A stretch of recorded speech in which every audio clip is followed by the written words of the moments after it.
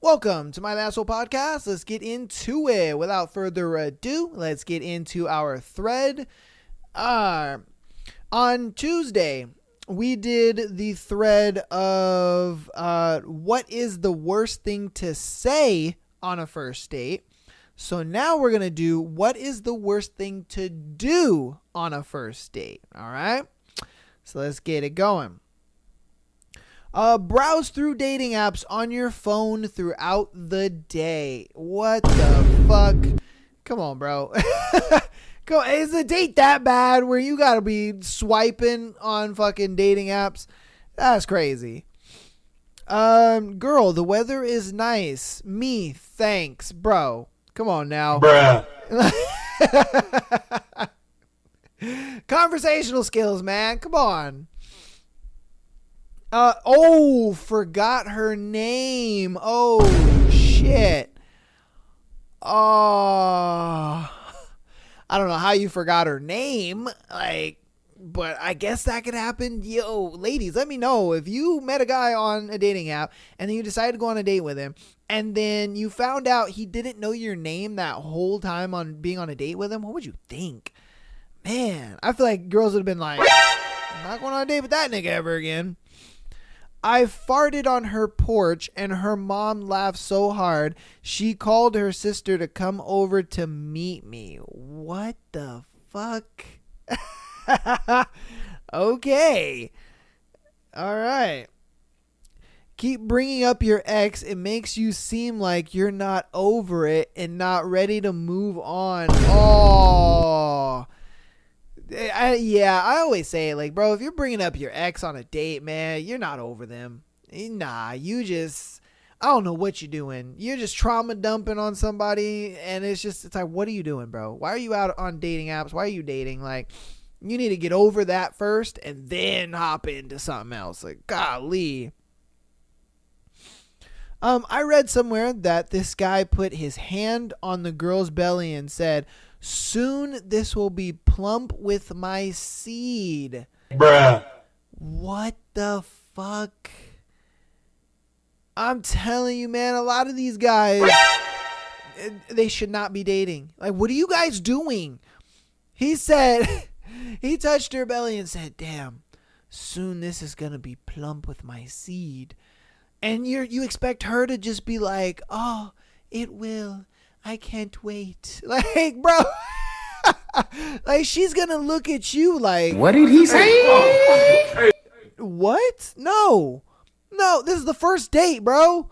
Like, come on, man. Only talk about yourself. You have to listen and ask questions about the other person's life, and they should reciprocate that to you. Also going on your phone. Oh, yeah. Yeah, I can understand that. Like, if you're talking about yourself too much, even if they ask you a question and then you talk about, yourself because they asked the question, I say keep it short and sweet. I think if you're just droning on about you, that's not good. Sure, talk about yourself 100% because you want them to get to know you. But don't drone on and, make it into this long ass story and it's this drawn out story and conclusion and blah, blah, blah. Like, let it be a little more natural. You know what I mean? Let it just kind of be a natural occurrence. Let it be a natural thing because you don't want to feel like you're just yapping, and they're like, all right, dude, come on now, hurry up. You know what I mean? So facts. I give it that one. Sit down at the table and order food without checking to see if your date is waiting outside for you. Huh? What? Why would you go inside? I guess to get a table, like if it's busy, sure, okay, I could see that. You go inside, you go get a table because it's busy. But I mean, why would you order some food? She all gets there and you're just eating like, oh, hey, what's up? What's going on? How you doing? Yeah. Oh, hold on. Let me, oh yeah. How you doing? My name's George. Like, what's going on? Blah, blah, blah. And it's like, You are already eating. Oh yeah. Since I was waiting for you, the guy asked me what I wanted to eat. I already knew what I wanted to eat, so I just got me some food. But oh yeah, go ahead. Feel free to look through and get you some food or whatever. I think it would be really weird, like eating in front of a girl that's not eating. I don't. Some guys can do that shit. I've seen it like on TikTok and whatnot. Like where a guy will ask a girl out and then he's the only one eating and he's just like, oh well, you should have brought your wallet. Oh yeah, that's not my fault. You should have brought your wallet. I'm gonna eat me some food. I would just look. I would feel so weird. I would look over at that table and I would just be like, how are you eating food in front of this girl like that? You know what I mean? And then you think like you being that nigga, you being manly and all, she's looking at it like, man, oh God, this guy's a man. I respect him. Like, no, bro. She looks at you like, wow, this nigga is ridiculous. I'm just saying. Tell her you're going to have to leave a bit early because it's your anniversary. Nigga, what? What? Are you being serious with this? Like, goddamn. Oh, and then the comments kind of take it a little farther. They said, listen, it's already 8. We should find a hotel room or something because if I'm out past 10, my wife will get suspicious. Yo! Oh my God. That is crazy, bro. God damn, you guys are menaces. Oh. This motherfucker said propose. Wow. Okay. Bruh. You're ridiculous. Merging it with lunch with parents. Why would you? Okay, no, because I have seen this there like in some, cultures and stuff like that. The daughter will have the first date with the mom and dad there and stuff like that, so that way the parents can kind of like okay the relationship before it begins. There's a TikTok. There's like this Indian guy that I've seen on TikTok. You probably have seen him too. He's super popular. His videos get like millions of likes and stuff.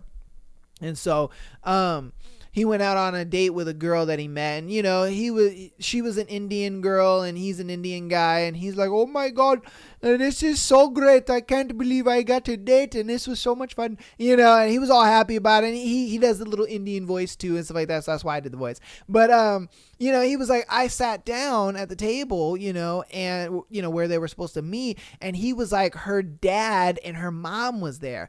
And so the whole time he was talking to the dad, and he didn't even really get to talk to her. And the dad, is just like, also,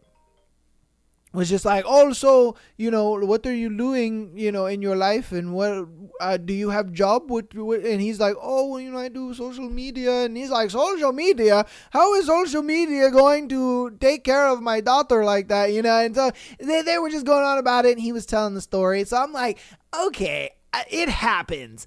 It's not like it doesn't happen, like that's something that does happen. I 100% get it. Okay. It makes sense. But still, it's weird. It is weird. Go to an all-you-can-eat buffet and stuff yourself to the point where you can barely function afterwards. That sounds like a W date to me. I ain't gonna lie to you. That sounds like, what do you mean? That's the worst thing you can do. What? I would be so mad if a girl was just like, no, I don't want to go to an all-you-can-eat restaurant with you. Like, wait, what? You don't want to go to an all-you-can-eat with me? Like, what? I would love to go to an all-you-can-eat with a girl, man. That would be dope. And she's just like, man, we eat so much food, man, we can't function after. We just like, God damn, I'm full. And she's like, oh, me too. My goodness, that was so good. Especially if I pay like $27 a person or something like that, you go to one of those like really good buffets, where they got like seafood and crab and, they got like bomb desserts and, they got like all different kinds of food where they got Chinese food, they got like American food, they got burgers and chicken and all this kind of stuff. Like, bro, I would love to. Absolutely love to go to something like that. I think that's a W date, man. Shit. Not ask a single question about the person you're on the date with. Yeah, that's a little weird. It's like, are you trying to get to know the person, or are you just here? Like, what are you doing, you know? This nigga said, I love you. Bruh. Oh my God. Bring your parole officer. Yo. What the fuck?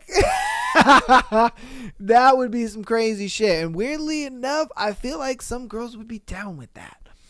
I don't know why.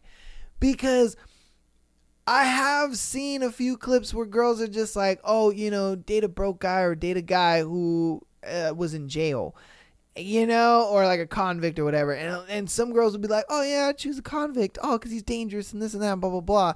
And like a guy having a parole officer, would that be something where it's like, ooh, you know, that's like alluring, I guess? I don't know. I don't know. Hey, whatever. Let's see. Ask her to move in. What? Bro, what? Ask her to move in? Oh, hell no. No. Oh, God, no. Forget your wallet, bruh. Oh, come on, man. Bruh. No. Like, come on, man. What the hell is that? He said, forget your wallet. That's crazy. I know this guy, we'll call him Mark. He took his girl out on a date to a sushi place, and she had amazingly never had wasabi. He convinced her it was like a room temperature dessert. Oh, that's fucked up.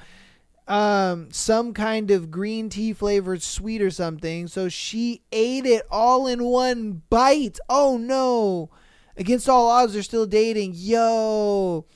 He said, hey, yo, wasabi is bomb. You know, it tastes like a sweet, you know, little, damn it, what is that shit called? It's kind of like an ube. There you go. You know, something like that. And she's like, oh, what? You know, I'm going to take a whole thing.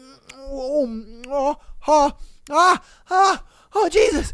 Oh, water. Oh, my God. And he's just laughing at her like, yo, that's fucked up, bro. That's fucked up. Oh, man. Let's see. Show up with your wife. Yo. Oh my God, that's fucked up. Now, that has actually happened. We have covered something like that on a show where this girl, she was going to go out on a date with this guy that she met on a dating app. And when they were going to go meet up, she happened to see him. And she was like, who the fuck is the girl that's with him? And I don't know, he's like, oh, hey, what's going on? Yeah, this is my wife. You know, we were hoping to like have a third. That happens. Yeah, crazy enough, that shit happens. It's a lot of times where it's like a guy and his girl, they go on there and they're looking for a third or whatever to spice up their relationship. Yeah, that shit happens. It's crazy, but it happens. It wasn't what I did, but my date left the movie 30 minutes early to drink at the bar and flirt with men there. I returned to the bar after the movie, bought more beer for my date, and engaged said men in conversation that led to my date being completely ignored. It went downhill from there. Bro, if my date left the movies 30 minutes and then she goes to this bar and I see her talking with other guys, I'm going home. I ain't saying shit to her. I'm going home. I'm going to be like, oh, well, she seems to be enjoying herself. Well, time for me to go. And I would go home. Fuck we talking about here? You went and bought her more drink. Like, oh my God, bro. You guys are L's. I swear to God. You bought her more drinks? Bruh. I'd have been like, oh, okay, cool. Yep, she looks like she's taken care of. I'm going home. Goodbye. Hey, oh my God. You're an L, bro. L. The worst date I've ever been on was with a guy who immediately started showing me all the topless pics and skirt up shots of women he took while in New Orleans. Then he proceeded to talk about grape. So yeah, Don't show naked pics of strangers and talk about this nigga. Bruh. What are you doing, bro? What are you doing? That is crazy. He over here, he was just like, oh man, yeah, I went to New Orleans. I had a good time, man. I went to Mardi Gras, blah, blah, blah. She's like, what? That sounds so cool. He's like, yeah, you want to see some pictures? And then I know it's just pictures of titties and upskirts and all that kind of stuff. And she's just like, hey, yo, what the fuck? Why do I want to see this? Why would you think I want to see this?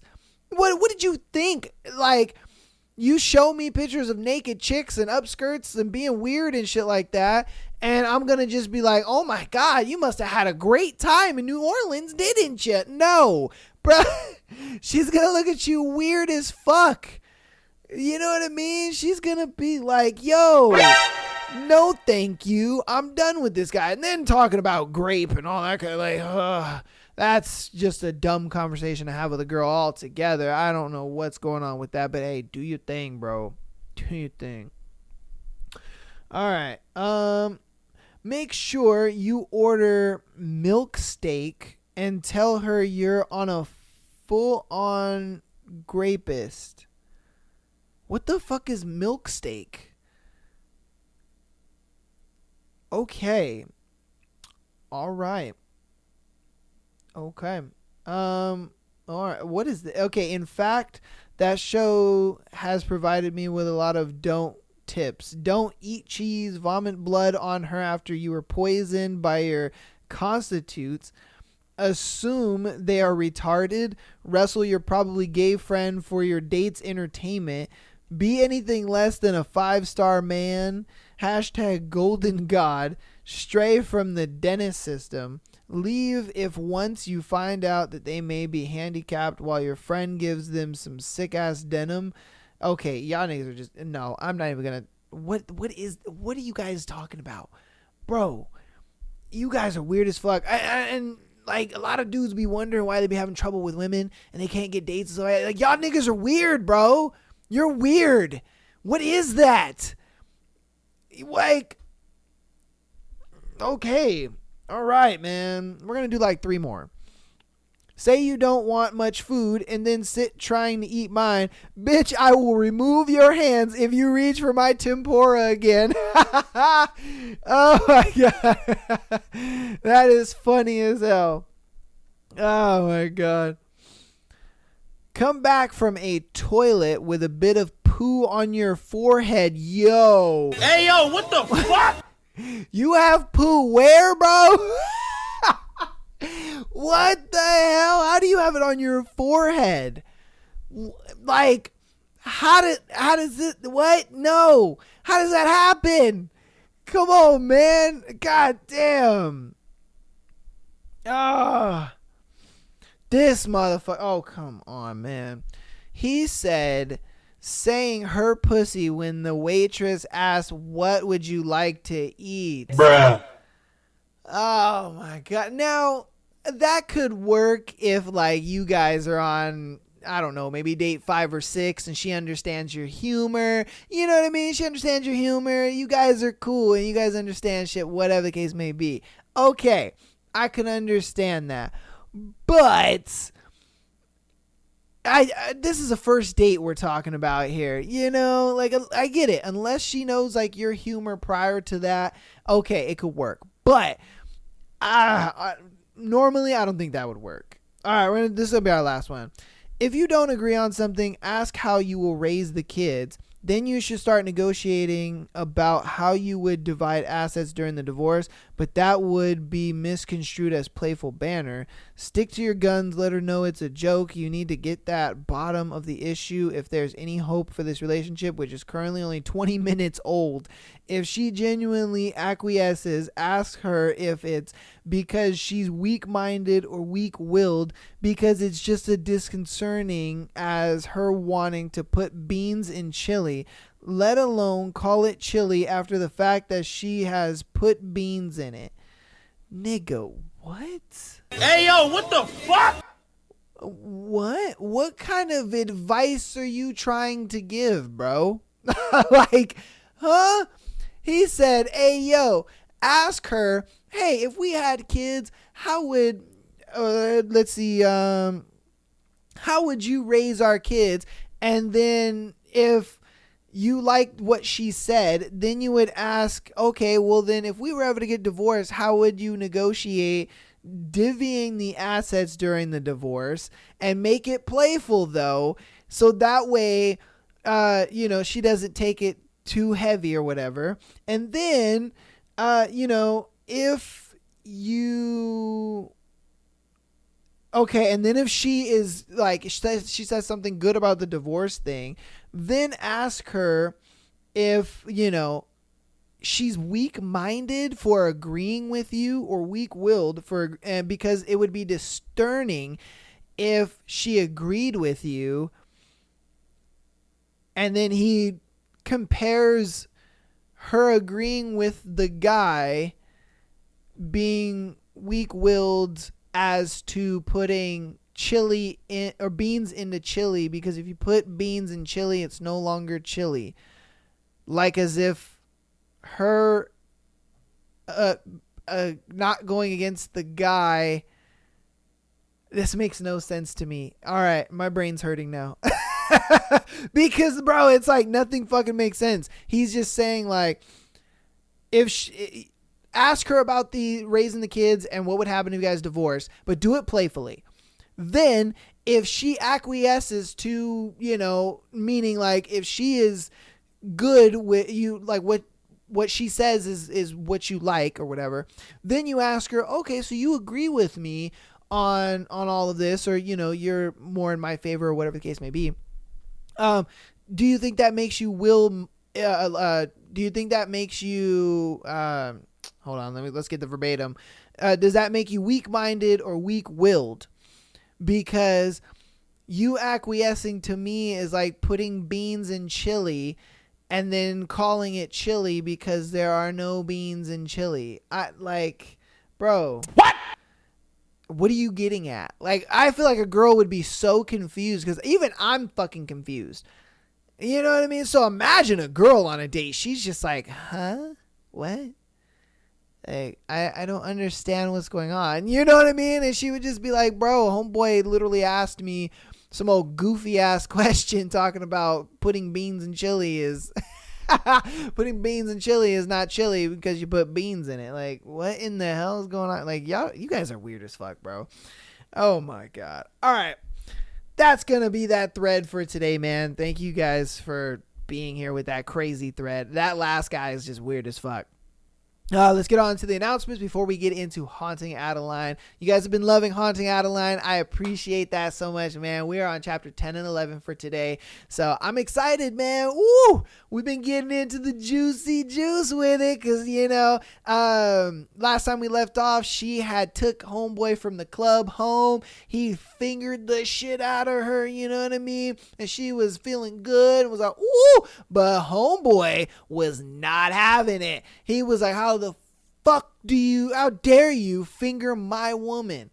Nah, you gonna pay for this, nigga. He killed him. Well, no, he didn't kill him. I digress. He didn't kill him. He made it look like he killed him. But what he did is he actually captured him, brought him back to his crib, and got him in the basement. And now homeboy is torturing him. That's what it is. But Adeline is just like, oh my God, I shouldn't have done this because I knew that I had this creep watching my house, and I brought this guy here. And before that, while we were at the club, he texted, hey, if this guy touches you, I'm going to fucking chop his hand off. And he did more than touching, bro. He was up in her coochie with his fingers. And she was loving it too. Woo! She was loving it. Loving it so much. He was just like, God damn. Oh, you're a dirty girl. He even made her taste her own pussy juice. Like, bruh, homeboy was that guy. Swear to God. And then, he's from a crime family and all this kind of stuff. And she didn't know that. So she was like, oh my God. That's crazy. He was from a crime family. Are they going to go after me? Do they think I had something to do with it? So on and so forth. So, oh shit. That's where we left off though, is that homeboy is in the basement with that guy. She is at her house with the cops and, talking about what happened and whatnot. But let's get into the announcements. Then we're going to go ahead and get into Haunting Adeline. And then I'm going to fucking fix the monitor behind me. Patreon.com/Am I the Asshole podcast. $3 a month. Go ahead. You can send as many scenarios as you would like to be featured onto the show, as well as getting an exclusive episode every single Friday. Your boy has not missed a Friday. Okay, I missed one Friday, but I gave you guys a Patreon episode on that Sunday, so it's all good. We haven't missed an episode. All right, we haven't missed an episode. So go ahead and get on the Patreon, man. You know, we got some juicy stuff over there. Like I said, once a month, you guys will get a free episode. So I believe our first free February Patreon episode will be on the 2nd.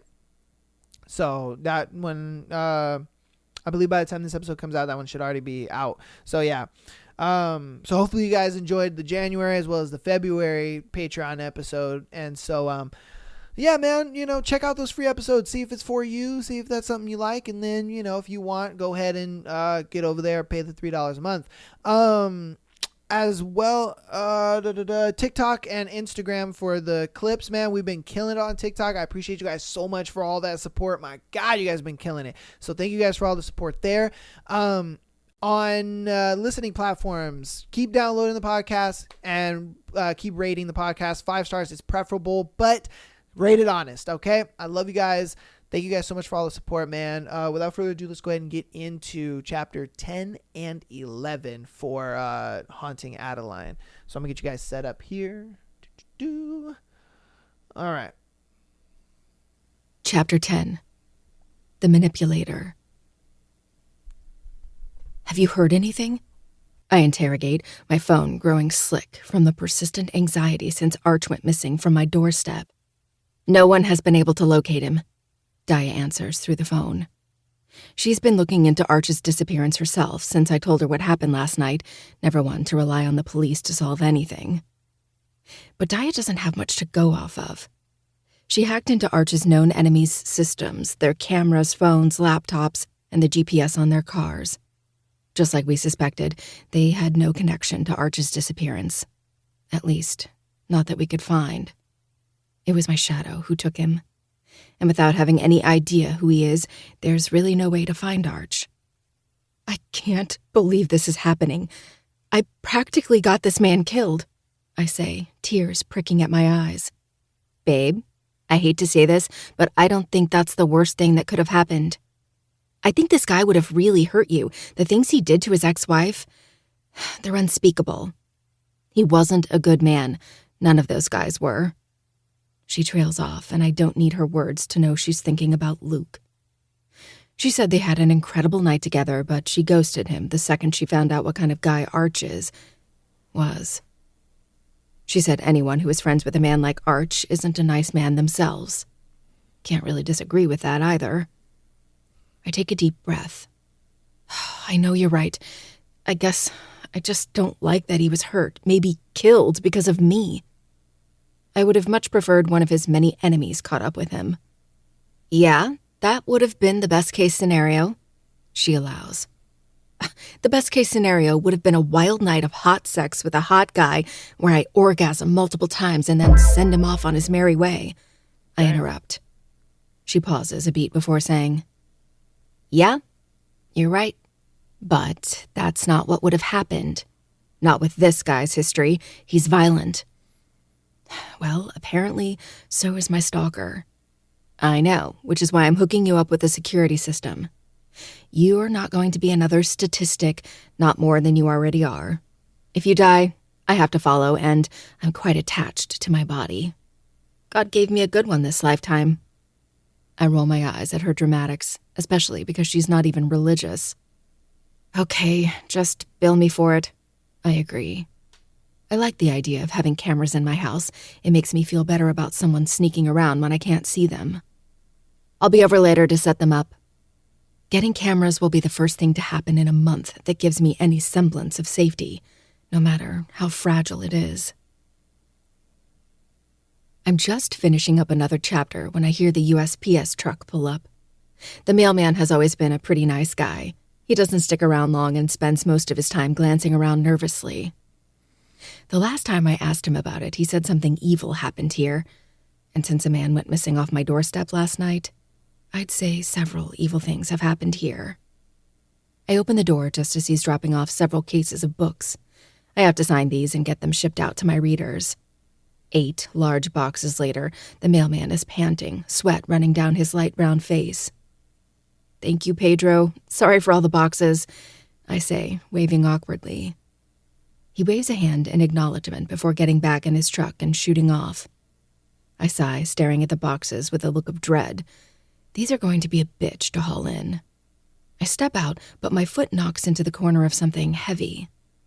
Looking down, I notice a small, lidded cardboard box. There's no shipping label on it, which means Pedro didn't drop this one off. My heart plummets, a burst of anxiety hitting me right in the gut.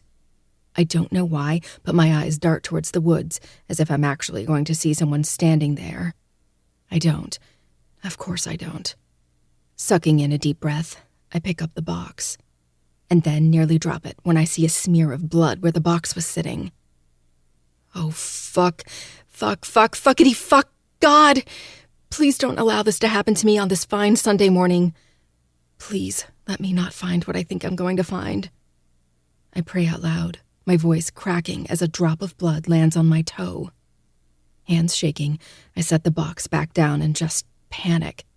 There's a drop of blood on my toe. I knew there was blood on my hands already, but now my toes? I can't take this. Before I can think about what I'm doing, I tip the lid off with my foot. Hands. Severed hands are in the box, just like I feared. Oh, fuck me. Fuck this shit. I twirl and run back in the house, scrambling to find my phone to call Daya. The line rings for all of 2 seconds before she answers. "I'll be there in a few hours.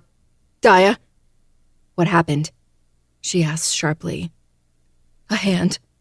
And another hand, 2 of them in a box on my porch." She curses, but my panic mutes the sound. "Don't do anything yet. Wait till I get there," Daya orders. "Go take a couple of shots and wait for me." I nod, despite that she can't see me, but it doesn't stop me from nodding again and then hanging up without a word. I do exactly as she says, taking 2 shots of vodka to calm my nerves, and then take deep breaths, slowly in and out until my racing heart calms. The fucker actually did it. He sent me Arch's hands. A part of me knew he wouldn't lie, but somehow I didn't believe it anyway. "Shit," I mutter, dropping my head low between my shoulders, balancing my weight on the edge of the counter. 20 minutes later, Daya shows up, her car ripping through the driveway based on the squealing tires. Her car door slams shut. By the time I get to the door, she's approaching my gift, still sitting on the porch, her gaze riveted on the grotesque sight. "This guy is fucking deranged," Daya spits, picking up the box to inspect the hands closer. "Definitely Arch's too. He's got that stupid-ass star tattoo on his thumb." I blink, curious how she even knows that, but still too much in shock to open my mouth and ask. "There's a note in here," she mumbles, plucking out a piece of paper covered in blood. Carefully, she opens it. It takes her 2 seconds to read it before she's sighing and handing it over. Hesitantly, I reach out and grab the note by the corner that doesn't have blood on it. "Well, I will enjoy punishing you for every time you call the police. Let's hold off this time. Wouldn't want to have to hurt them next, little mouse." Is this guy shitting me? He's going to punish me? Don't you think sending me fucking severed hands is punishment enough, asshole? Facts. He's seriously going to threaten to kill a cop? I hiss. Daya swallows, her eyes darting to the hands. "I think you need to listen this time," she says quietly. I look up at her, having come to the same conclusion. This guy is dangerous, very dangerous. As much as I want the police to handle this, there are 2 problems. I don't have any faith whatsoever that they'd be able to catch the guy, and secondly, I don't want anyone else to get hurt because of me. I don't know if I will be able to bear it. "I don't know what to do, Daya," I whisper, my voice cracking. Daya sets the box down and rushes to me, enveloping me in a tight hug. "I have a friend coming over to help install the security cameras and alarm system. Listen, normally I would say call the cops anyway, but I don't know, Addie. You know how I feel about cops as it is, but I truly don't believe they will be able to help you. I have some connections, and maybe we can hire a personal bodyguard or something. I'm shaking my head before she can finish her last sentence. So he can die too? She gives me a droll look. This isn't just going to be some guy off the streets, Addie. Whatever you're up against, they can't be more badass than a trained killer, right? Maybe, I concede. But I don't know about any of that yet. Having a bodyguard follow me everywhere just makes me feel like a damsel in distress. I can tell by the look on her face that she thinks I'm being stupid. I mean, I do have a hand-chopping, possible murderer stalking me. But then what? I have some random guy following me around until my shadow is caught, and who knows if that'll ever happen. I grind my teeth, overwhelmed with frustration. I don't want to live my life with an extra attachment, an extra limb. And in both scenarios, I have one. One is there to protect me, while the other is there to, I don't know, hurt me? Love me? Either way, I don't want either of them. Do you think Arch is dead? I ask, failing to keep the tremble out of my voice. She twists her lips. I don't know. It's definitely a possibility. But it's also possible he chopped off his hands and let him go as a warning. We won't know until Arch either shows up or doesn't. I nod. I'll let you know about the bodyguard thing. Let's just see how this alarm system thing works out first. Okay. In the meantime, I'm going to dispose of these hands. I'll be back in an hour, and then we're getting hammered. My eyes widen. Daya, you don't have to do that. This is morbid enough, and I don't want you to have to... The severity of her expression stops me short, my words trailing off. I see worse every day, Addie. Go inside. I'll be back soon. Swallowing, I nod and turn towards my door, shooting one last lingering look at my best friend's retreating form, wondering what the hell she's involved in if she sees worse than chopped-up body parts every day. They're all dead. The words are a bomb going off in my ear, like that judge in Law-Abiding Citizen. What? Arch's entire family was reported dead. His father, 2 brothers, an uncle, and 2 cousins. I don't know the details because the crime was fucking smooth as hell. No witnesses, no evidence, nothing. Oh my God. Do you think it was the stalker? She sighs, and even through the phone, I know she's twirling her nose ring. That's a pretty hefty crime, but not impossible. There's been word that when Arch was reported missing after you called the police, Connor started throwing some serious accusations around to their rivals. The police seem to think it was them, but with lack of evidence, there's no one to pin it on. I squeeze my eyes shut, a headache blooming in my temple. So, the stalker did kill Arch then? Probably. She hedges. If Arch made it back home before the family was wiped, he would have said who mutilated him, and Connor wouldn't have gone off on their rivals.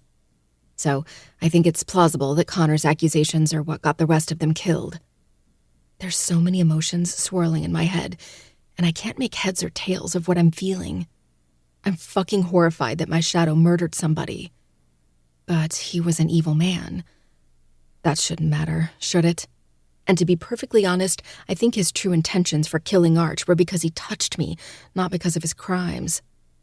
Honestly, Daya, I'm a little relieved. Arch's family won't come for me now, and I feel so selfish saying that. Then we're both selfish bitches because I'm happy as hell. I snort at her enthusiasm. Look, the Talaveras were bad people. Arch wasn't the only one with a bad history. Connor had rape allegations against him, and their father must have taught them how to rape and beat a woman because his rap sheet, even worse. Damn. I nod my head, forgetting she can't see it. I certainly won't mourn their deaths, I mutter. After that, we hang up, both needing to get some work done, but my mind keeps wandering. Truly, I'm not sad to hear about the fate of the Talaveras, but there is still that niggling worry in the back of my head that my shadow is the one who delivered it to them. Facts. It's been a week since Arch went missing, and still no sign of my shadow. Not to say he still isn't sneaking around, but he hasn't made his presence known.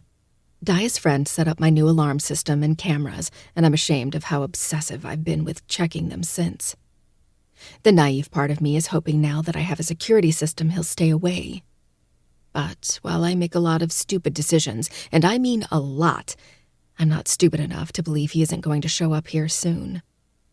I stretch, groaning as my muscles crack, the bar stool in my kitchen doing little to support my back while I write. I've been working on a new fantasy novel about a girl escaping slavery, and the deadline I set for myself is quickly approaching. Right as I begin typing again, a creak from above snags my attention. The sound immediately has my heart kick-starting into overdrive. I pause, listening for any more noises. Several beats pass with no disturbance. The only sounds are the furnace and the low pattering of rain against the window. Just when I begin to think I'm losing my mind, I hear another creak from directly above me. Holding my breath, I slowly get up from the stool, the metal legs screeching against the tile. I wince, the eruption loud and unpleasant. Well, god damn it, good thing I didn't become a spy. I would so die on the job. Quickly, I walk over to the silverware drawer, slide it open, and grab the butcher knife. Holding this weapon is starting to become a daily routine, and I'm becoming bored with it. I don't stop to think about what I'm doing. I clamber towards the stairs, whip around the railing, and quietly make my way up the steps. Briefly, I consider the movie title of the horror movie they'd make after my life. Making my way down the hall, I peek into open rooms, holding the knife out in front of me. The hallway is long and wide, with 5 of the bedrooms up here. Just as I step out of one of the empty bedrooms, I hear a small thump. It sounded like it came from my room.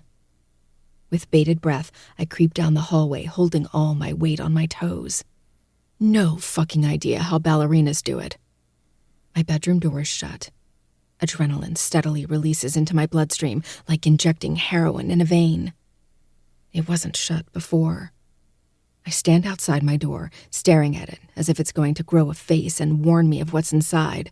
That'd totally be beneficial right now, because not knowing what I will find on the other side is the worst part.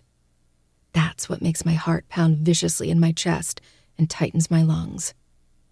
Will I open the door and see the shadow from my nightmares going through my things? My eyes widen, realization hitting that the sick fuck could be going through my underwear drawer. The thought sends a tsunami of anger washing over me, and before I can consider the ramifications, I barrel through the door. No one is inside. I charge through the room, checking every corner before storming out onto the balcony. No one. Chest heaving, I whip around and scope out the room, trying to figure out where an intruder could hide. My eyes pause on the closet. I aim for it, sliding the door open so forcefully it nearly comes off the track. My arm lashes through the clothing, searching for someone that isn't here. But I know I heard something. My breath catches when I turn, and my eyes sweep across my bed, forcing me to backtrack.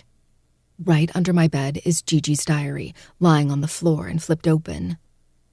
That must have been what the thump was, but how the fuck did it fall? My blood freezes when I look on my nightstand and see the diary I've been reading still there. I had put Gigi's other 2 diaries in my nightstand for safekeeping until I got to them, so how did one of them end up on the floor? With another suspicious sweep of the room, I walk over to the book and pick it up, leaving it open. Skimming my eyes across the page, I pause when I take in the words. Judging by the dates, it's the last book she wrote in before she died. The 3 books span across 2 years, Gigi having died on May 20th, 1946. The book was open on an entry 2 days before Gigi's murder, May 18th. She's expressing fear, but she doesn't say of who. Clearly, she's terrified of something. My heart thumps harder as I ingest her rushed words. She talks about someone being after her, scaring her. Who, though? Forgetting about everything else around me, I sit on the edge of the bed and flip to the beginning. With each passing entry, her words become clipped and fearful. Before I know it, I'm nearly ripping through the pages, trying to find any inkling of who her murderer is. But on the very last page, her last words are, "He came for me."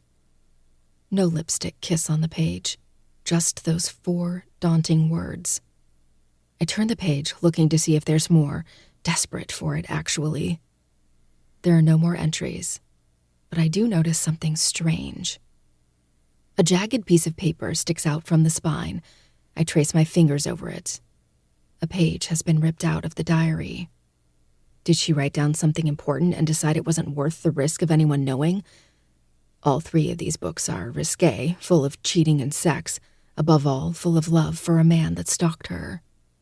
I look up, staring ahead but seeing nothing.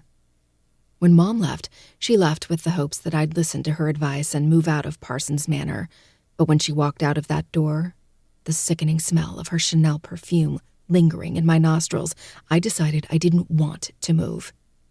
Did Nana have a weird attachment to the manor? Possibly. But if this house meant so much to her, it doesn't feel right to give it away. Even if that means I have an unhealthy attachment too.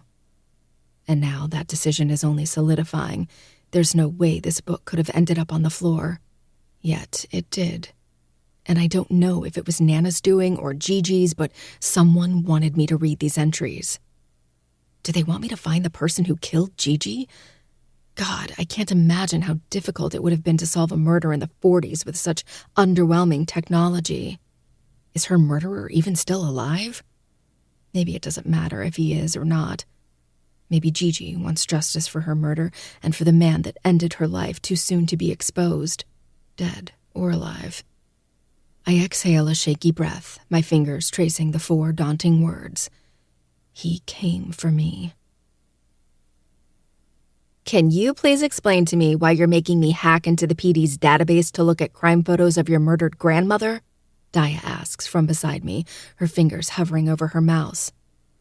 I'm tempted to reach over and push her finger down for her so she'll finally click the damn button. Once she does, it'll pull up Gigi's records. I sigh. I told you already, she was murdered, and I think I know who did it. I don't know anything about him but his first name and the fact that he stalked her. Daya eyes me, but eventually relents. She clicks the mouse finally and pulls up Gigi's crime scene photos. They're pretty disturbing. Gigi had been found in her bed with her throat slit and a cigarette burn on her wrist. They never found the killer due to insufficient evidence. A lot of blame pointed towards the officers that responded to the call, citing that they trampled all over the crime scene. Evidence was lost or contaminated by the police force, and fingers were pointed. But ultimately, no one was held accountable for it. Daya clicks through the photos, each one more disturbing than the last. Close-up pictures of the wound on her neck, the burn on her wrist. Gigi's face frozen in fear as her dead eyes stare back at the camera, and her signature lipstick smeared across her cheek. I swallow, the sight a stark contrast to the picture that concealed her safe. Her wide, smiling face so full of life and fire, and then her dead, cold body frozen in fear. Whoever had killed her had scared her pretty bad. A niggling feeling tugs at the back of my head. Based on Gigi's entries, her stalker didn't scare her. In fact, it sounds like he did the exact opposite. I shake the thought from my head. He was obsessed with her, and there were several entries nearing her death that indicated they weren't getting along due to his jealousy over her marriage.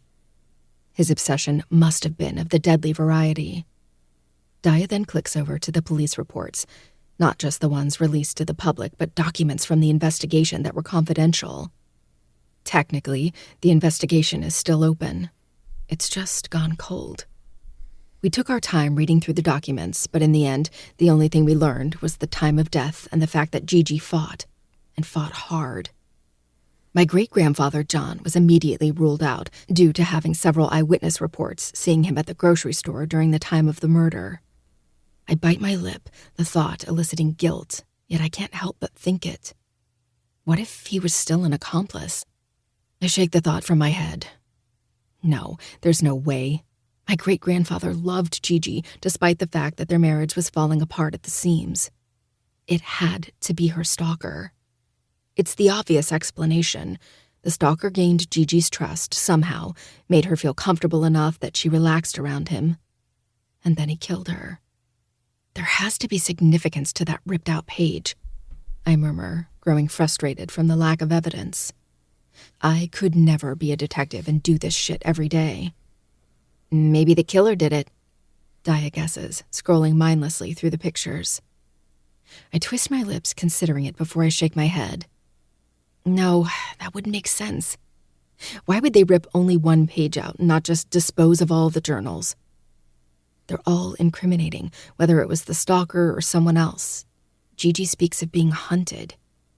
And if it wasn't the stalker, then they could have easily pinned the blame on Ronaldo and been done with it. Whoever it was, they can't have known about these. Gigi had to have ripped the page out before hiding the books. Daya nods her head. You're right. Whatever is on that missing page is important, but we can't rely on that. We need to figure out who Ronaldo is, I conclude. Daya nods her head, appearing a little exhausted from the thought. Can't say I'm not either. And we have nothing to go off of. There's no mention of his last name, barely any physical description. He had a scar on his hand, I offer, recalling mentions of those things in Gigi's diary. And wore a gold ring. Did she mention his social standing, job, anything that could lead us to who he might be? I twist my lips. I'll have to look again. I remember she said he was involved in something dangerous, but I haven't gotten the chance to read through everything yet. She nods and heaves out a weighted sigh. Until then, I think we're going to be stuck until we find Ronaldo or that missing page. I sigh, my shoulders drooping. That could literally be anywhere, or it not even exist anymore. Daya looks at me then, sympathy in her eyes. We'll keep trying different avenues. I'm just as invested as you at this point.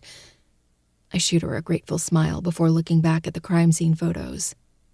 This was undoubtedly a crime of passion, and if I know anything, stalkers tend to be deeply passionate about their obsessions. I bolt upright, a gasp lingering on the tip of my tongue. Sweat coats my skin and my hair is plastered to my cheeks, neck, and down my back. I can't remember what I was dreaming about, but something woke me. Heart pounding, my sleep-riddled eyes drift over the dark room. Just enough light from the moon filters in through the balcony doors. The furniture casts shadows across the room, creating figures that aren't really there. I don't mind the phantoms dancing across my floor, but whatever woke me has a presence, a soul. The floorboards creak from my right, outside my bedroom door. My head snaps in the direction, and I suck in a sharp breath. The hair rises on the back of my neck, like a scared dog backed in a corner. I hold the air in my lungs, careful not to make a sound should I hear the noise again. Stillness settles around the house. Too still. My fingers clench the duvet on my lap as my heart rate increases. Someone is outside my room. But how? How the fuck did he make it past the alarm system? Another creak followed by heavy footsteps. A methodical walk, slow and purposeful. Intentional. I slowly slip out of bed and tiptoe backwards until my back presses against the cool stone wall, creating distance between the intruder outside my door and me. Despite my best efforts, I release a shaky breath. My chest heaves with small, fast pants as the footsteps come closer. I'm frozen. My back is pressed so deeply into the stone that I'm becoming a part of it, preventing me from moving, from hiding. The footsteps stop outside my door. Desperately, my eyes search across the expanse of the room. They land on a lone screwdriver sitting on the chest at the end of the bed. I had carelessly tossed it aside after assembling my vanity chair, and now it sits there like a beacon of hope. Possibly the only thing that could keep me alive tonight. Move, Addie. God damn it, move! My limbs unlock, and I rush to the screwdriver, gripping the tool in my slick hands. My eyes are glued to the door handle, waiting for the knob to turn. Quietly, I slink over to the door and mold myself to the wall. I'll wait for him to come in and then attack. Hopefully, I can get the screwdriver lodged in his neck before he knows what's happening. So with bated breath, I wait. The knob doesn't turn, but I can feel deep in my bones that someone is out there. Are they waiting for me? They're out of their mind if they think I'll open that door. I suppose they must be, though, if they're breaking into my house and lingering outside my room. The longest minute of my life passes. It feels like it's been hours before I hear another creak, and then I hear the footsteps retreat. Further and further they fade, until eventually I no longer hear them at all. My ears prick, and just like I suspected, I hear my front door shut. A soft click that feels like thunder in a silent house. Instantly, I rip open the door and run across the hall into the bedroom with windows that face the driveway. Hunkering down, I peek through the curtains and wait for the person to emerge from the front porch. It feels like an eternity passes, but I imagine it's only been seconds before I see movement. An audible cry leaves my lips when a large man saunters off the steps and walks out onto my driveway. He's wearing all black, with a deep hood settled over his head. He's tall, very tall, but not bulky. Even beneath his clothing, I can tell his body is fucking lethal, lean but packed with muscle. His hoodie clings to his body, showing off his broad shoulders, thick arms, and trimmed waist. God, he could crush me if he wanted to. His hands look big enough to cover the entirety of my face, or wrap around my neck. Would he do it to cause pain or pleasure? Does my shadow want to hurt me or love me? He stills, his back facing me. He can feel me watching him, just like I felt him outside my door. I find myself curling deeper into the shadows, out of sight. My heart is still racing, though now for an entirely different reason. Something about him has me wanting to press my face into the window. I want to see him. I want to see the man that's been creeping inside my house, leaving me flowers and mutilating any unsuspecting soul that dared to touch me. Was his hand on the knob, ready to come in? What stopped him? As if hearing my thoughts, he cocks his head slightly. Intently, I watch him slowly turn his head to the side. And ever so slightly, he raises his chin, the moonlight revealing his wide mouth and a sharp jaw. I huddle deeper into the wall, feeling his eyes on me. There's no way he can see me. Yet somehow I feel his gaze piercing me anyway. Like little sharp knives grazing my skin before digging inside me. And then he smiles, his mouth stretching into a wicked smirk. My breath hitches and my lungs fill with fire. Oh, this is funny to you, asshole? Before I can process what to do, what I'm feeling, he turns and walks away, disappearing into the tree line. Slow and purposeful, as if he doesn't have a care in the world.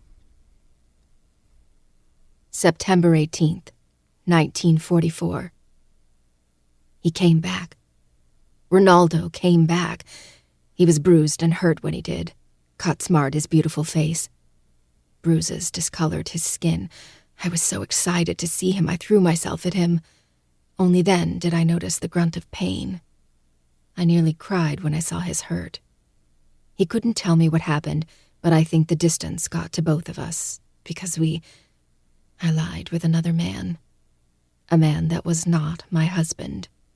And I'm finding it very hard to find the regret. There's shame, I feel that, but not regret. In fact, all I want to do is do it again. Trying to fuck that nigga. Chapter 11. The Manipulator. Daya said Nana was the freak, but I'm starting to wonder if it was her mother that was the freak. I skimmed through the diary, reading over her words. I'm sitting in the same rocking chair Gigi used to sit in to write in her diary while her stalker watched on, while she let him feast his eyes on her and got off on it too, apparently. Snapping the book shut, I throw it on the footstool before me, the furniture rocking from the movement of the heavy book. I sigh heavily, pinching the bridge of my nose to ward off the blooming headache. I mean, what was she thinking? Letting a strange man watch her, come into her home, and touch her? That's insane. Certifiably insane. What's truly insane is the fact that I found this diary and a stalker found me on the same night. I don't want to think about what that means. The wind blows outside the window, rattling the glass. Storm clouds are rolling in, the ever-present weather that plagues Seattle like bad acne. Just when you think we're going to have a lovely sunny day, a storm cloud pops up, ready to burst. Okay, gross, Addie. A loud thump sounds from the kitchen, causing me to nearly jump out of my seat. Heart pumping heavily in my chest, I look towards the direction and find nothing amiss. "Hello?" I call out, but no one answers. Attempting to even my breathing, I turn back right as movement from the corner of my eye snags my attention, right outside the window. My head snaps in that direction, and my eyes zero in on whatever it was I just saw. It's nearly pitch black outside, save for the moonlight and a single light outside my front door. Another flash of movement causes me to nearly plant my face against the glass. It's a person, walking towards my house, having emerged from between two large trees. My eyes narrow into thin slits as the person's shape becomes more apparent. He's back. After 2 nights of nothing, the son of a bitch actually came back. My hand drifts over to the end table next to me, snagging the butcher knife I've been carrying around with me since he broke into my house last. Turns out my security cameras are useless with him. The second he left, I checked them just to find out that they didn't catch sight of him. When Dia looked into it, her face dropped and her eyes went wide with terror.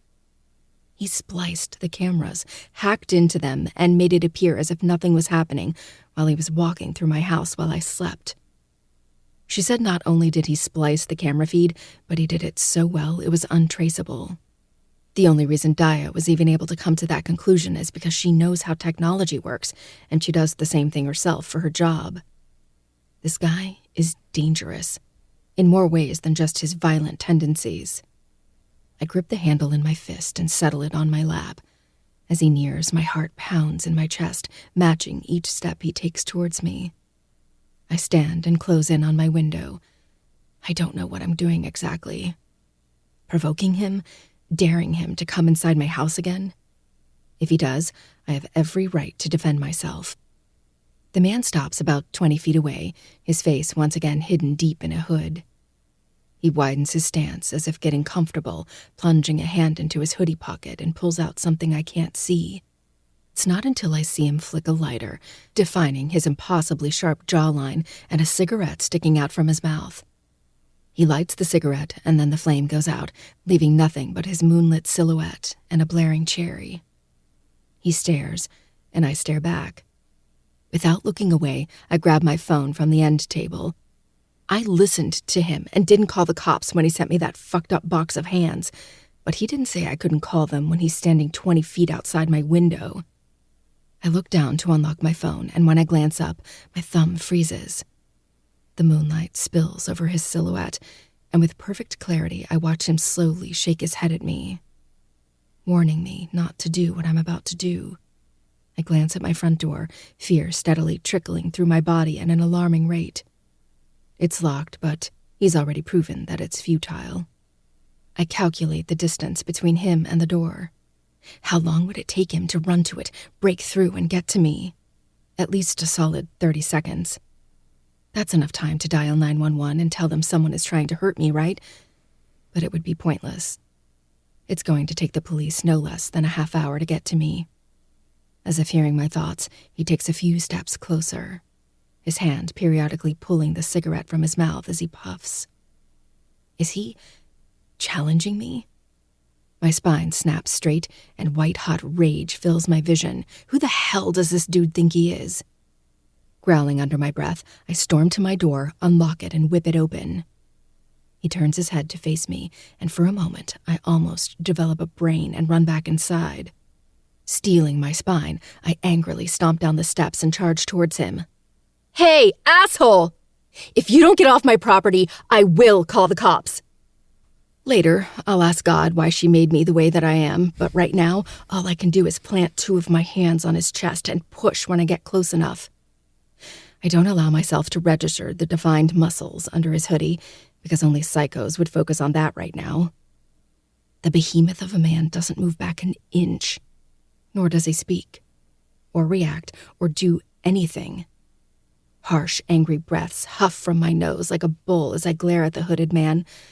I can't see much of his face except the bottom half, but I can feel his eyes burning into me. Soon, my body will smolder until there's nothing left but ashes dancing in the cold wind. What do you want from me? I hiss, curling my hands into fists, only to abate the shaking. My whole body has begun to vibrate from anger and fear, but also from something else. Something so disturbing I refuse to put a name to it. He doesn't answer, but he does grin. A slow, sinful twist of his lips that sends sparks skittering down my spine. With deliberation, his tongue darts out and licks his bottom lip. My eyes zero in on the movement, the act primal, animalistic, and fucking terrifying. My heart starts to claw its way up my throat. Swallowing it back down, I narrow my eyes and open my mouth to yell at him some more. Before I can, he takes a single step back. And though I can't see it, I know he's giving me a once-over. Then he turns and walks away. Just like that. Not a single word spoken, not an explanation offered. Not even a crazy confession of how he wants us to be together or some shit. Nothing. I stand there and watch his retreating form, going back to whatever portal from hell he crawled out of. I stare until he's gone, and I begin to contemplate if I really have lost my mind and just imagined the whole thing. Surely I wouldn't be so stupid to confront a psychopath. The very psychopath that cut off a man's hands and left them on my doorstep. Facts. But that's precisely what I did. And he did nothing in return except lick his lips at me like he plans to feast on me. Oh no. What if I have a second coming of Jeffrey Dahmer stalking me? Heart back in my throat, I turn and rush back inside, feeling like Lucifer's hounds are nipping at my ass cheeks. And when I shut and lock the door behind me, I look back to the rocking chair I was sitting in and see the knife lying haphazardly on the floor, next to the footstool. Oh my God. I confront a psycho and I drop the knife on the ground instead of bringing it with me? God, why did you make me the way that I am? Next lifetime, can you not do such a shitty job? As a reward for finishing my manuscript and sending it off to my editor, I'm treating myself to a nice murder investigation. Dia sent over more notes that she found from the PD's database. Emails pour in by the minute with more details. Most of it is handwritten reports by men with atrocious penmanship. And with the mishandling of the crime scene, we essentially have nothing to go on. My great-grandfather mentioned in a report that she was acting strangely for several months leading up to her death. She was distant, not as talkative, paranoid, short-tempered with Nana, and she was late picking her up from school several times with no explanation as to why. Gigi wouldn't talk about it with her husband, which led to several arguments between them. In the reports, he admitted their relationship had been declining for the past 2 years. He had begged Gigi to talk to him about her change in behavior, but she claimed nothing was amiss. I spend hours dissecting Gigi's diary entries, looking for hidden meanings in everything she wrote, searching for the entries where she expresses fear and discomfort. But whatever scared her so much that she couldn't even write it out in words. Part of me wishes these journals had been found during her investigation. I might have never gotten to read them if they had been, but maybe then they might have been able to solve her case. I sigh and run my hands through my thick hair. My shoulders are starting to burn from my hunched-over position, and my eyes are growing bleary from all the reading. A headache blooms in my temples, worsening my vision until I can't see or think straight anymore. I sit back in the rocking chair and look out the window. My strangled scream pierces the air when I see the stalker is back, standing in the same spot as before, puffing on his stupid cigarette. It's been 3 days since I confronted him, and I've been on high alert ever since, waiting for him to break in again, and this time come into my room while I'm sleeping. My heart lobs around in my chest, pumping erratically. A low heat sparks in the pit of my stomach, my mouth drying as the burn descends between my thighs. I'm glued to the chair, panting from the heady mix of fear and arousal. My cheeks burn from shame, but the feeling doesn't dissipate. I should close the curtains, do myself a favor and cut us both off from our silent war. But for some unknown reason, I can't get myself to move, to pick up the phone and call the police, to do anything that would classify me as intelligent and having common sense. Those things are non-existent as I stare out at the man. Whatever ghosts haunt these walls are no longer relevant, not when there's something much more dangerous haunting the grounds. As if the ghosts heard me, light footsteps sound from above me. I turn my head and lift my eyes to the ceiling, tracking the phantom footsteps until they fade away. And when I turn back, my stalker is a few feet closer, as if he's wondering what I'm staring at, questioning what could have possibly turned my attention away from him. He's wondering if it's another man, I'm sure. Maybe he thinks Grayson is back, occupying the house somewhere, calling out for me and asking me to join him in my bed, naked and hard for me. Maybe he even thinks we just fucked. My thighs still slick with another man's seed. Does that piss him off? Of course it does. He mutilated and killed a man for touching me. What would he do to a man for fucking me? What would he do to me? Doesn't matter that it's the furthest thing from the truth. The fact that those thoughts could be running through his head and driving him crazy brings a small smile to my lips. Just to fuck with him, I turn my head and pretend to shout something out.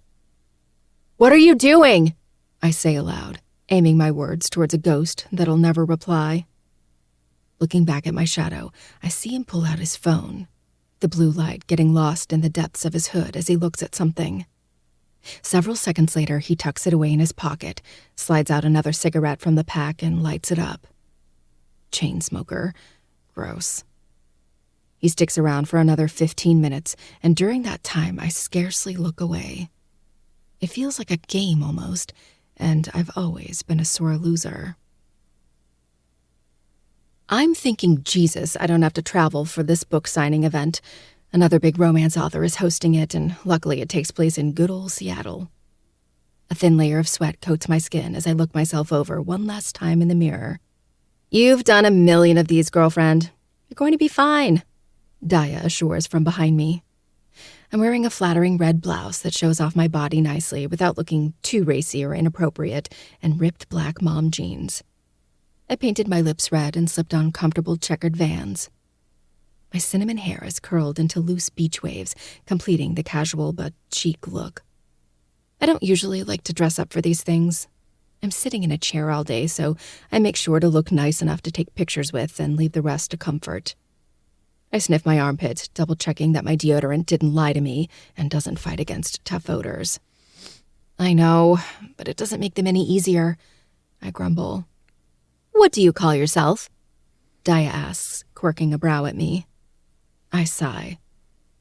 "A master manipulator." "Why?" I roll my eyes. "Because I manipulate people's emotions with my words when they read my books," I grouse.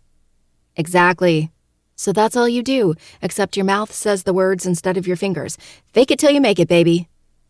I nod my head, looking at my underarms in the mirror from all angles. My deodorant may claim to fight tough odors, but the shirt didn't come with a tag that said it was pit stain resistant. Sighing again, I drop my arms. It's not that I don't love meeting my readers, I just don't do well in crowds and social situations. I'm too awkward. "You're also a great liar. That's what you do for a living. Just smile and pretend you're not having one big panic attack." Another roll of my eyes as I grab my purse from the bed. "You're such a great pep talker," I say dryly. She snorts in response. Daya sucks at pep talking, and she knows it. She's the logical person in our friendship, while I'm the emotional one. She's all about offering solutions, while I'd rather roll around in my dread and anxiety and wax on about it. Guess I'm more like my mother than I thought. I'll still never admit it out loud. The event is a blast, as usual. Every time, I work myself up for these events, and I always end up never wanting to leave by the time they're over. Getting the chance to meet up with other author friends and attempting to run away with all their signed books while laughing maniacally is what truly brings me peace in life. What truly brings me happiness is seeing the many smiling faces eager to meet me and get signed books of mine. I love my career as a professional manipulator. I'm fortunate to do what I do. I'm a tad tipsy from getting drinks at a bar after the event, so Daya is driving me back home in my car. We laugh and giggle over funny moments and even gossip about the crazy drama that always circulates the book community. We're riding a high from having such a good time, but our smiles bleed dry as she pulls up to the house. A lone light is on, shining through the bay window. I turned off all the lights before we left. I go to scramble out of the car, but Daya's firm grip around my hand stops me. "He could still be in there," she says urgently, her grip tightening almost painfully. "He fucking better be," I growl, wrangling my arm from her grip. I slip out of the car before Daya can try to stop me again and charge towards the manor. "Addie, stop! You're being stupid." I am, but the alcohol has only made my anger more potent. Before Daya can stop me, I'm unlocking the front door and barreling into the house.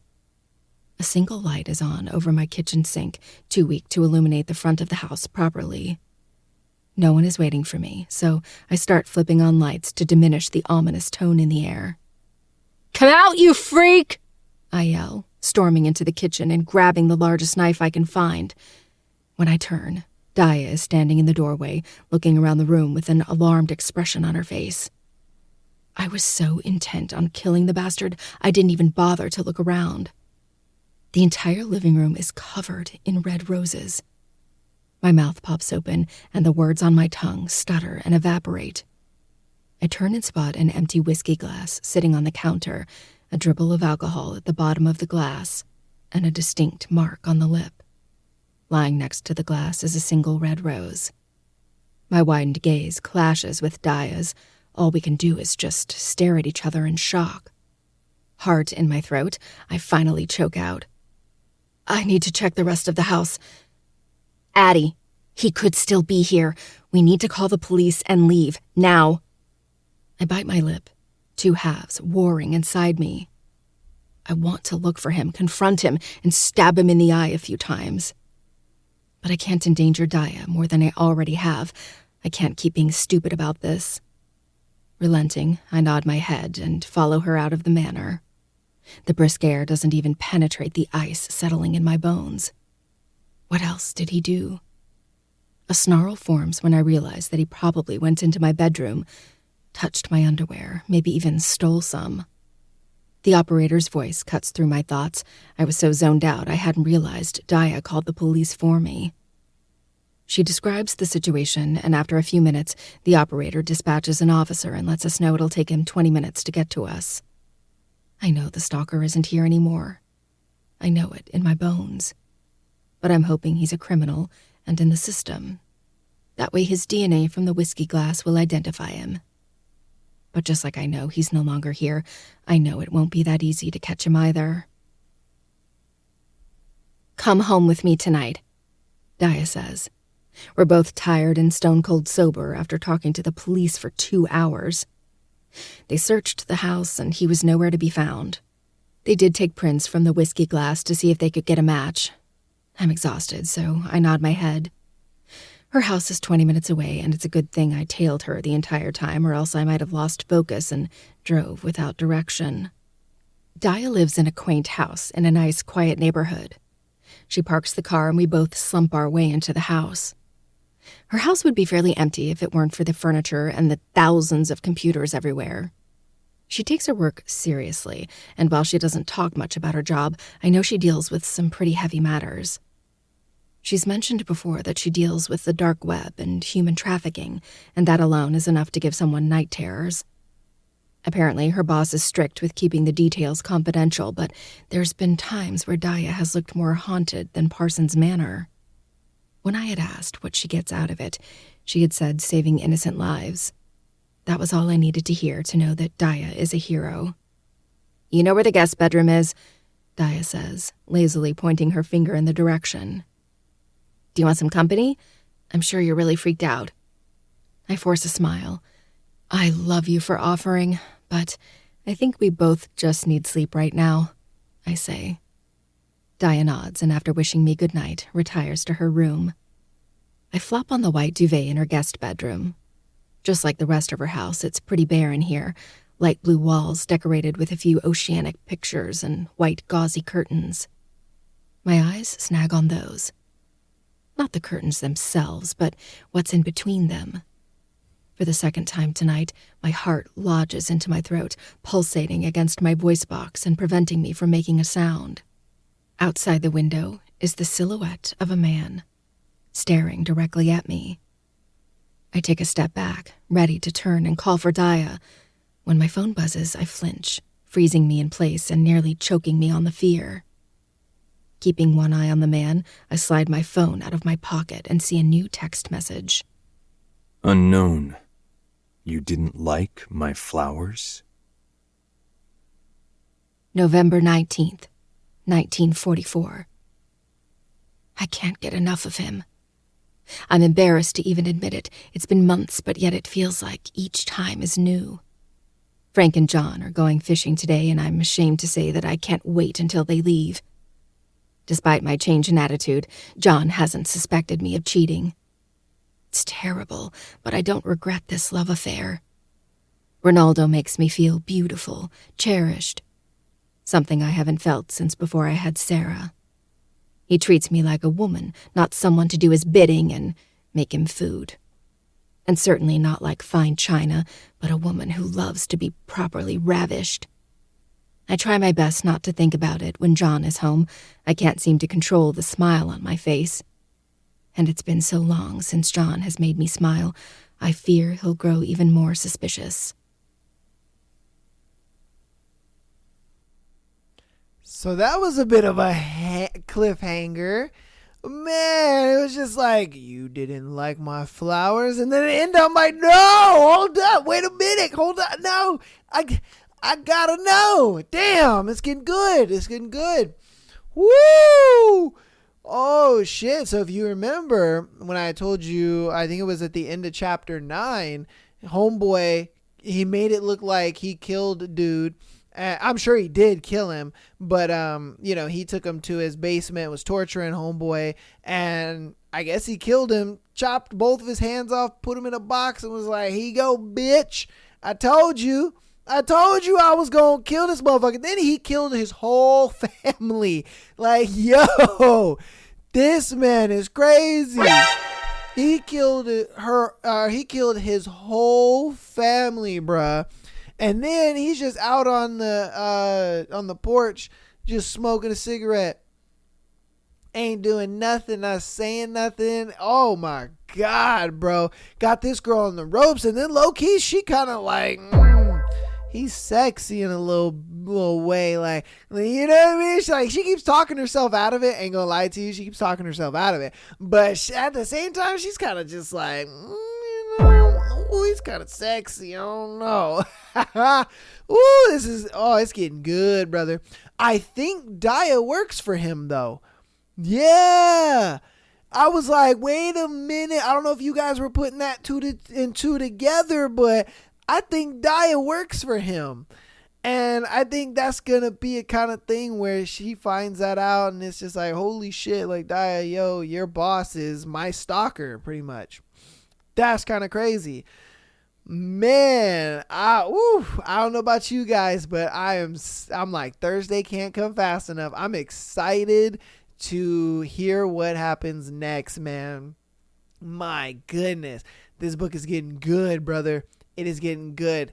Oh, but that's going to go ahead and end today's episode. Thank you guys so much for listening and watching. I hope you guys are enjoying Haunting Adeline, man. I'm enjoying it. I hope that you guys are enjoying it too. Again, patreon.com/mytheasshole podcast if you'd like to support the show and also have your scenarios on the show, as well as getting an exclusive episode every single Friday.